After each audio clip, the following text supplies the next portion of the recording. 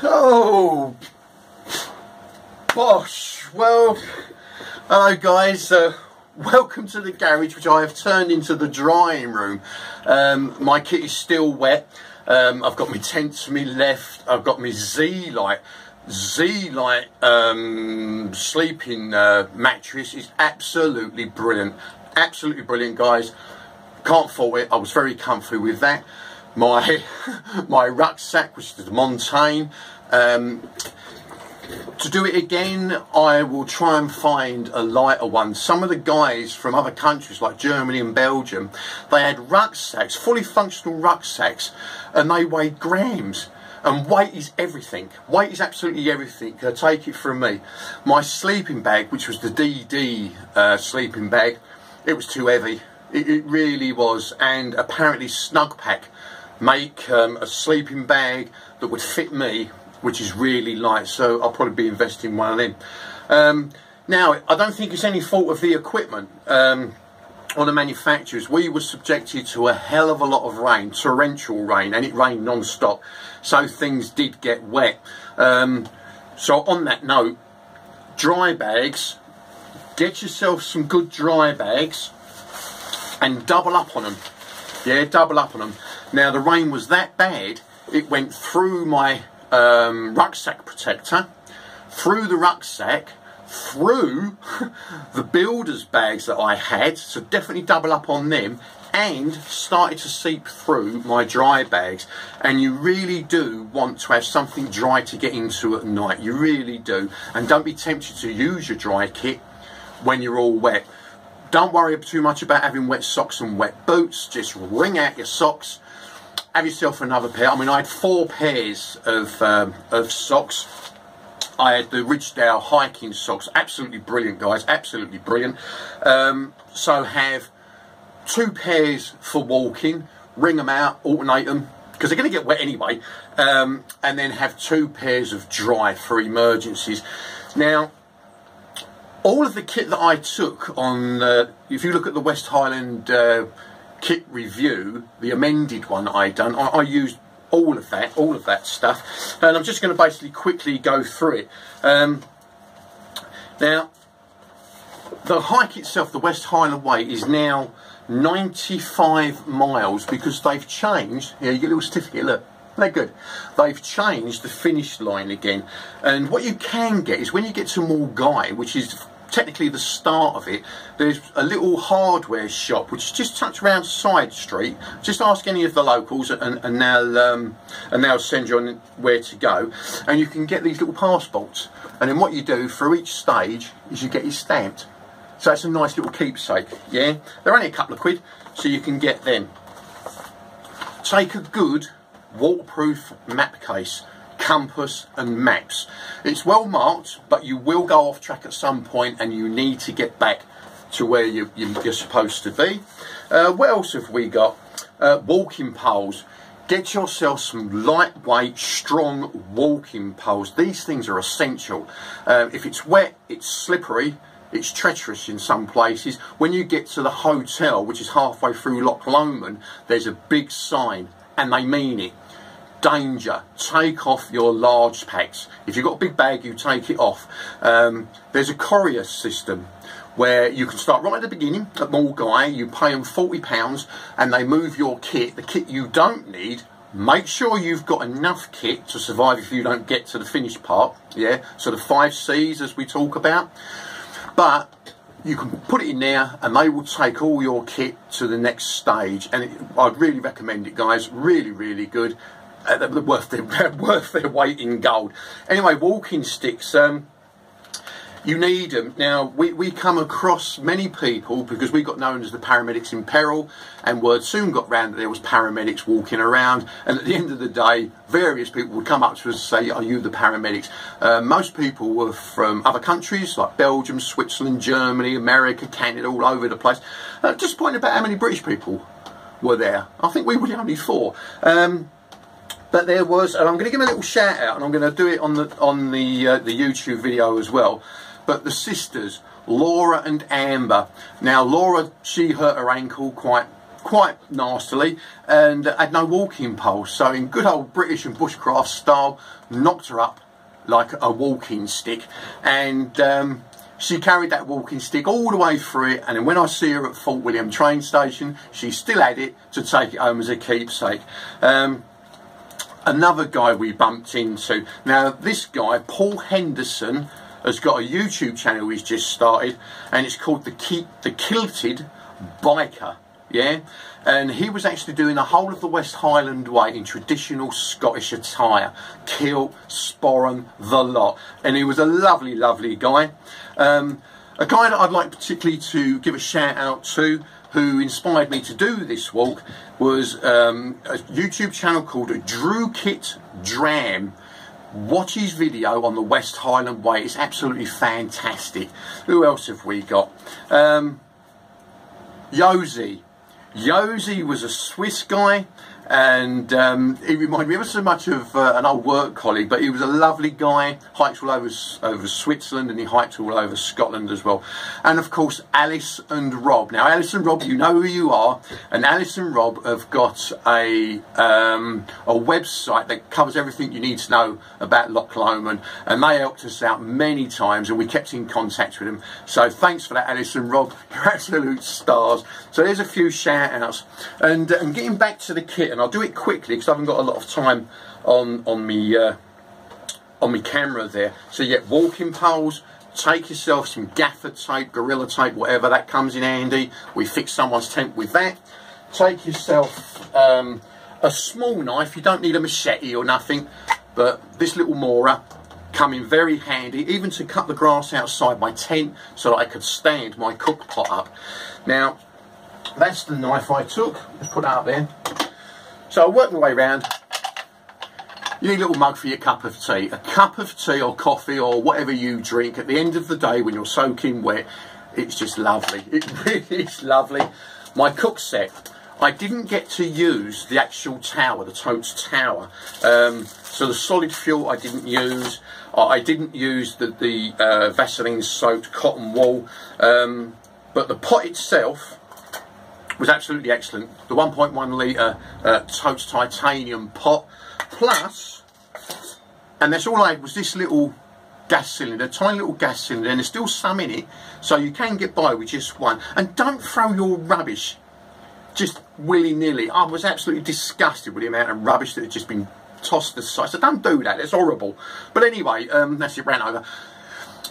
A little burner. Now this is the Pocket Rocket. It's lightweight, it's brilliant, very good. So my cook set, all I used was the gas and the pot. I didn't use any solid fuel. Let's put that aside somewhere.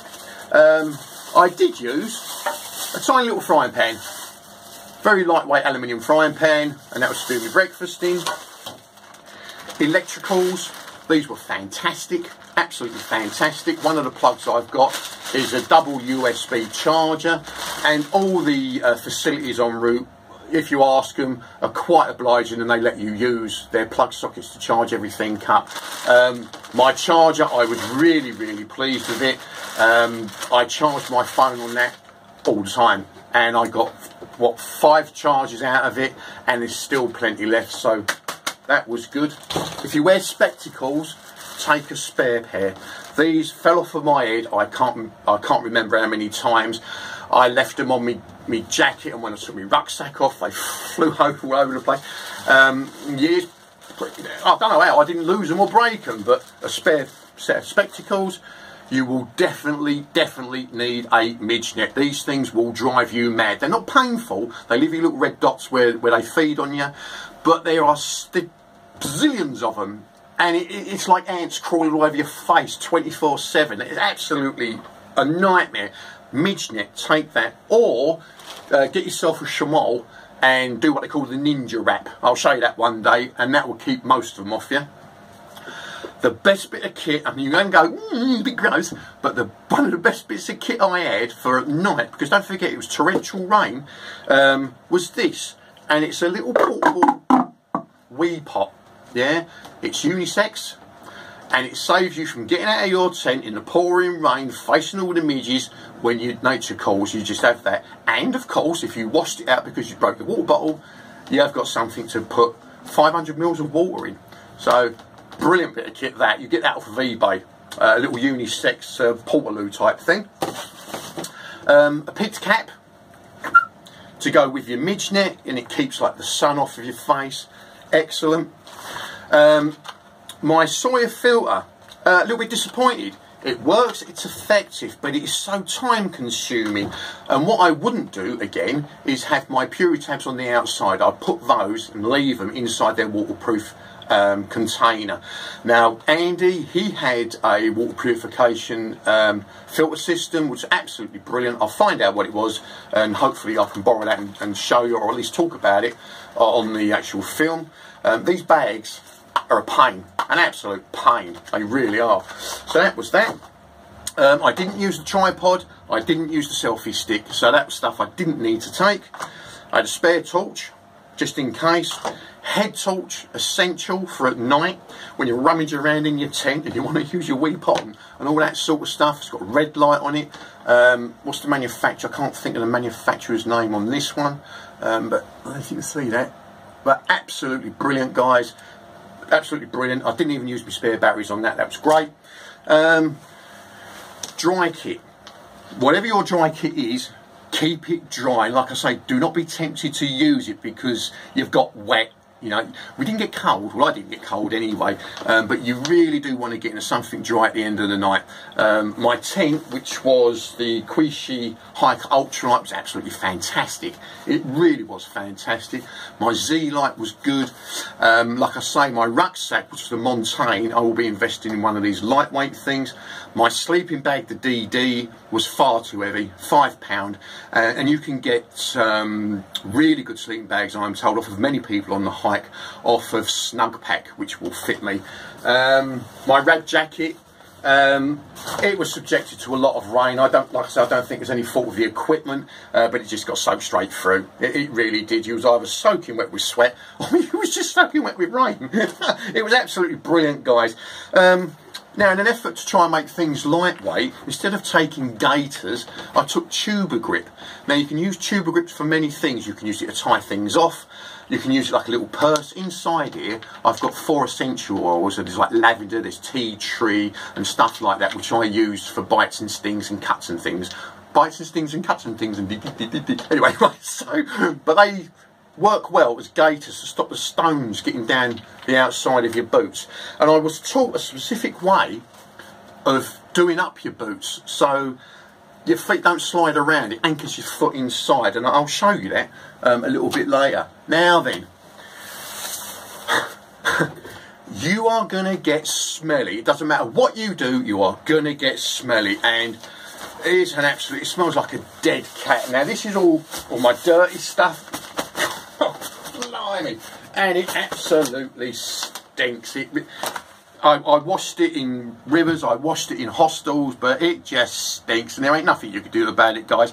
But I used these Bridgestyle hiking socks. So I had 4 pairs. I had 2 pairs that I wore throughout the walk. And basically, you could bring them out at the end of the day, put those in your bag or into a separate part of your bag. You took out the other damp ones and put your boots on. Your boots are going to get wet. So there's no point in putting on dry socks in wet boots, because within seconds, that's another pair of dry socks you've lost. So 4 pairs of those, 2 pairs always dry, and 2 pairs always wet, and they stink. I only took 2 t-shirts, that's all I needed. Once you started stinking, you stank. So I had another t-shirt which I would wear in the evening sometimes, or if I was going out, or if I got cold in the tent I could wear, but like I said, I didn't get cold. Pants. I've got these merino wool pants, and they were brilliant. I had no chafing whatsoever. That's the name of the manufacturer. They're expensive. I got them off of Amazon, but they were absolutely brilliant, guys. No chafing whatsoever, and I didn't need to use any Vaseline or anything like that. Absolutely brilliant.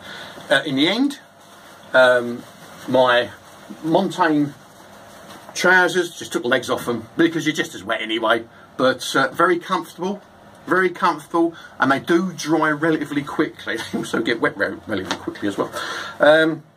Chamois comes in handy for all sorts of things. And what I did do, I was going to use that as my towel, and I did several times, but it weren't up to the job. So there's many places you can resupply en route, and en route I bought myself a lightweight towel. So very enjoyable, very hard. I mean, it is a hard walk. It's an endurance test more than anything else, and it's a shame it's all over. Lovely set of guys I went with. We did have a good laugh. We kept our spirits high with all sorts of silly comments, you know, like it ain't all about you, and you know, there's only 20 minutes to the next stop, etc, etc, etc. So do enjoy it, guys. Do be safe, and do a lot of research before you go. And the only advice I would give is make sure you've got lightweight gear that's up to the job.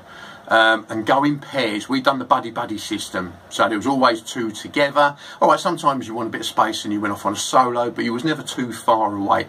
So on that note, I'm going to dry this lot. I'll crack on with the film for the YouTube channel, and it's absolutely excellent. I don't ache like I did when I'd done Hadrian's Wall. I made sure I had rest periods after the walk. I stayed in a hotel after the day we actually finished, and I took the train there and back so I could have a kip on there. And bear that in mind, because you will be absolutely exhausted. So I'd like to thank you all for the support that you've given us. I'm sorry that I couldn't get some films out to you. My phone, it wouldn't work in the wet. That's something else you need to consider. And I wish you all well, guys. So you be good, you be safe, you keep smiling, and I'll see you on the next adventure. Cheers, guys. It's absolutely brilliant, and thanks to all the people that were on the walk. You were superb, absolutely superb. You've met such a lovely bunch of people in your life. There was hundreds of them. It's brilliant. Right, I'll catch you later, guys. All the best. Bye.